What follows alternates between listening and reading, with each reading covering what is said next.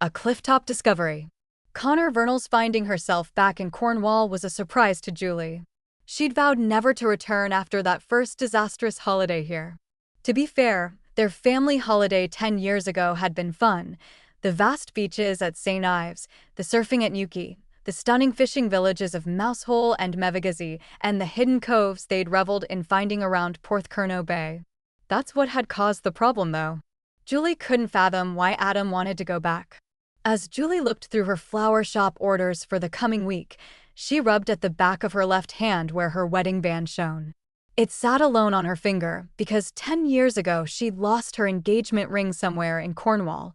It'll be different this time, you'll see.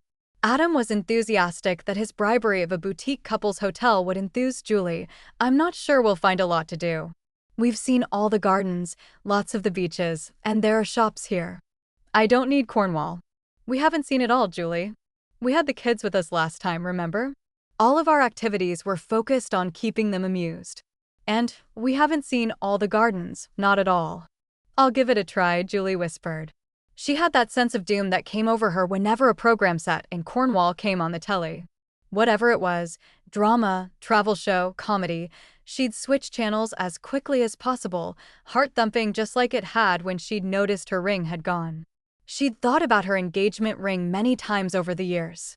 She wondered if it wallowed deep in some drain at the cottage they'd rented, or if it had fallen off in a supermarket or on the street. Imagining it on someone else's finger made her wince.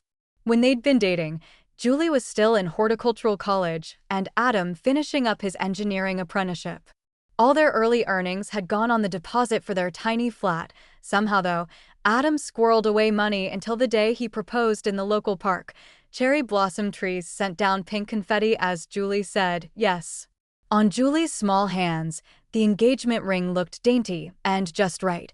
When Adam explained he'd had the original gold and central diamond from his grandma's ring refashioned, adding the small diamonds into the new setting to resemble a flower.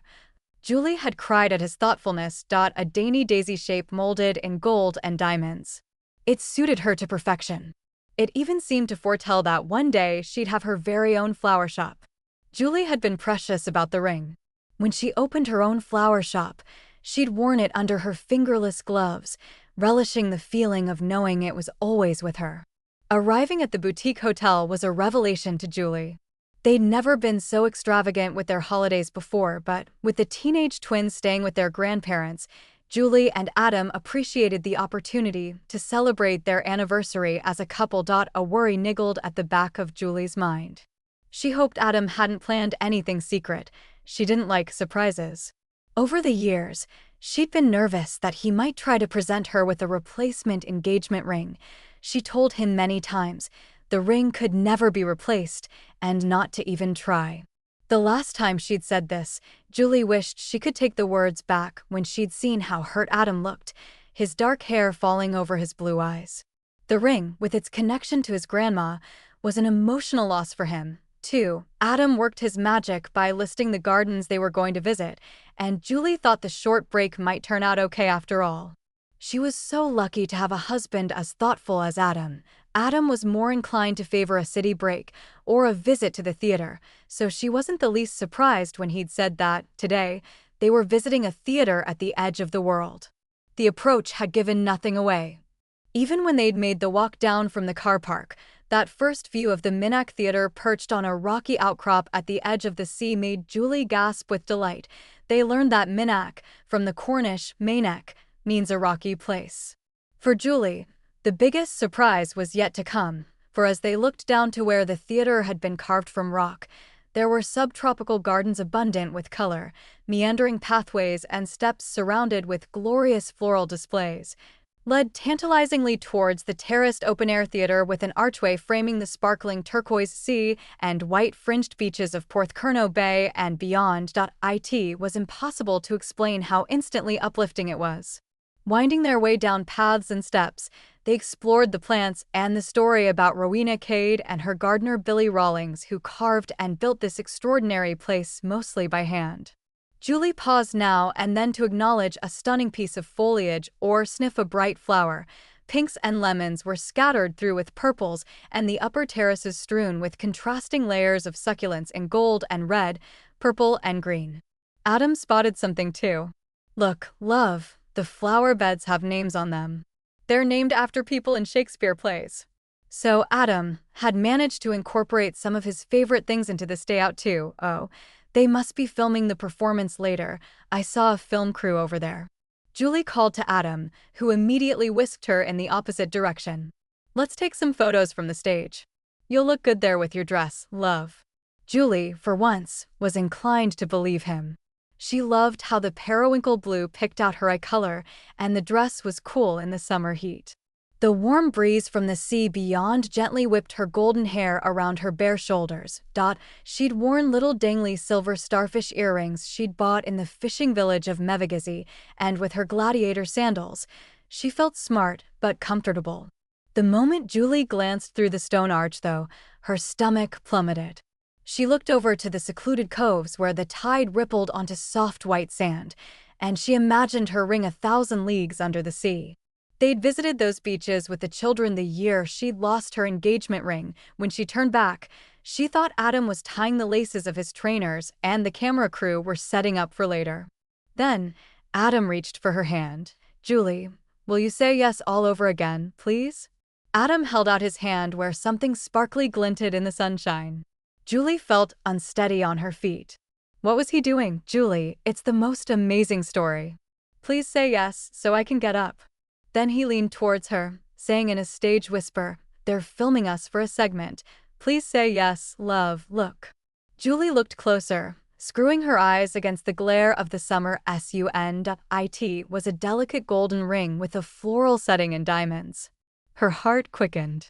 It couldn't be, it was found, Julie. It is definitely your ring, look. Adam held the ring out for her inspection, and there inside the band were the initials A&J, 2010 in a cursive engraving. Oh, she gasped in disbelief. Do you think you could give me a hand, love? My knee isn't what it used to be. Adam laughed as he fell forward, taking Julie in his arms. Come sit down and hear all about it. It's a miracle it was ever found. The news team want to tell the story, Adam said energetically. Julie sat on the stone terrace seating, a cushion of springy grass beneath her, and twisted the ring on her left hand. Getting used to the comfort of it still fitted her finger perfectly. Julie was amazed to discover that Adam had hooked up years ago via email with a local metal detectorist team who regularly went out on weekends to seek treasure, having given them note of all the places they'd visited on their Cornwall family holiday. Adam hoped against hope that the ring would turn up one day. Of all the places Adam had imagined the ring might be, he never thought it would turn up where it did. It hadn't been the detectorists who'd found it. Megan was interviewed alongside them, the film crew jovial. The last thing I expected walking my dog was to find a diamond ring. Megan laughed heartily. A dinner lady in a local school. Megan had been out on a regular dog walk to the sea when she'd found something surprising on the approach path to the beach. Hundreds of feet had likely walked that route over the years, and the ring had been pressed and buried, deep in earth and grass, until uncovered perhaps by a large rainfall and uprooted by Megan's spaniel, Dizzy. It looks a lot cleaner today. Megan laughed. That's a wrap. The young reporter smiled. That's a yes. Julie called out, throwing her arms around Adam. I can't believe you had metal detectorists looking for this for years, and it was found by Megan and Dizzy. It hadn't taken long for word of Megan's exciting find to reach Terry, the main detectorist, and, together with the inscription, it had made identification easy. We found it. Well, Megan found it. The email had said, with their anniversary on the horizon, Adam had wasted no time planning the last-minute secret getaway whilst Alan spoke to the local press. Julie smiled as Dizzy, the clever young dog, clambered to be patted and was then led away to have his photo taken under the theater's arch. The hero of the story. Julie's cheeks were rosy with joy as she looked into the blue eyes of her husband, the same eyes that had looked earnestly into hers as he'd popped the question in the local park in their youth all those years back. What a day. What a holiday. Julie beamed. It's not over yet.